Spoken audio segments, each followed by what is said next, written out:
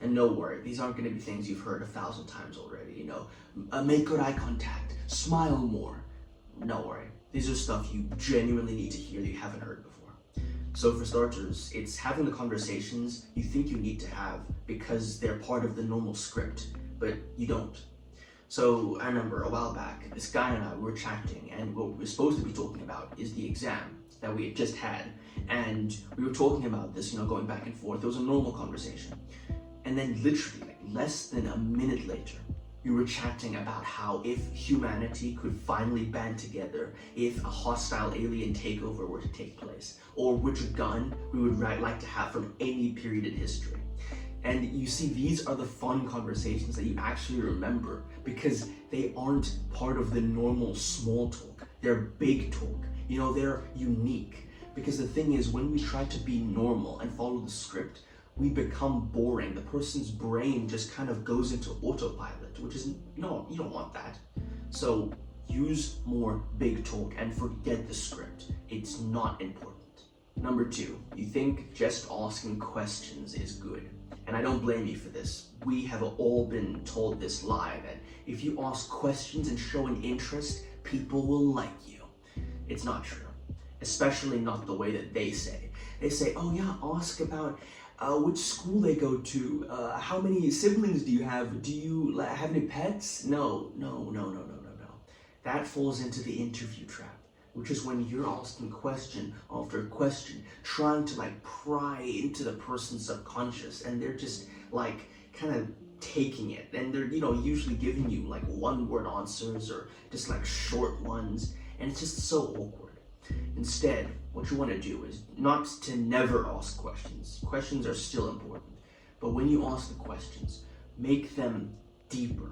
Okay, so let's say that you're asking about if they go to a certain college, or if they're from a certain place, like Ontario, Canada, for example. Then don't just stop there and go to the next question. Dig deeper, really. So how was it there? Would you, send your friends there? Ask the questions that you're genuinely curious about.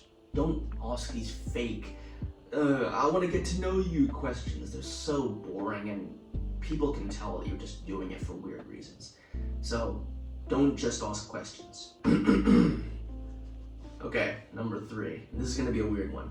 Too many signs of affirmation. So just bear with me. So imagine that I'm talking to you and you're saying something and I'm doing this. Yeah. Yeah. Weird, right? And yet this is what I see so many guys do, and I do myself. I'm guilty of it very hard, which is that we end up, we try to show that we're listening so much that it ends up just looking awkward and desperate. And I feel like this is just something most guys deal with, or at least most shy guys, because I very much did. Where we're just trying so desperately to be seen as the good guy that's listening to what you're saying, that we're constantly nodding like a monkey, It's just weird. So cut it out. Keep the nodding and sounds of affirmation to a minimum. Ideally only twice or 3 times in an actual conversation. And if you want to skip the guesswork, my full guide to confidence, respect, friendship are down below. Check it out. Now number 4, kind of goes hand in hand with number 3, which is smiling way too much. And again, this is something I feel like a lot of guys who have been told by these social skills people that you need to smile more, show your teeth, it shows you're friendly, it shows you're a happy person. Yes, but too much of it, trying to do it when it's not really necessary, just comes across as a freaking weirdo. And again, I don't blame you, most guys do this, and it's something that you need to autocorrect. Because when you just smile, I remember there was one time I was trying to speak to this guy, and we were doing a little project together. And I was trying to listen to him, trying to smile when he was speaking, and eventually he just got so done with me that he turned his chair around to speak to this other group of people. And that was super embarrassing. So what I think you should I know you should do is, you can still smile. Smiling is still important. If you don't smile, it looks kind of scary. What you need to do instead is wait until they say something, or even let's say that when you go up to someone, you meet them, you handshake them, And then, when you've greeted them, then smile. Don't do it instantly when you see them. Wait a bit. Then you can, demonstrate those pearly whites, Just make it something that you had to earn. All right, number 5, giving surface level questions and surface level responses. I cannot tell you the amount of times where you're in a conversation with somebody and both of the people are just giving so little effort into it that it's embarrassing. Like, one person is asking like these boring, like brain dead questions. The other person is giving like, yeah. And I've been in both scenarios, honestly. And it's not good. So if you're the person asking a question, like I said earlier, make it something you're genuinely curious about, something you could dig deep on, have a conversation about. If you're the person receiving the questions, because again, they go hand in hand, then actually give genuine responses. Don't give one word, I don't know. Unless, I'm assuming if you're in a conversation, you want to be there. If you don't want to be in the conversation at all, then by all means, just leave it. Don't try to pursue it. But dude, have fun conversations. It's not that hard. All right, we're finally at the last one. Now, if you followed all these other ones, I think your conversations would go way better. But if you don't have this one, number 6, it's all useless.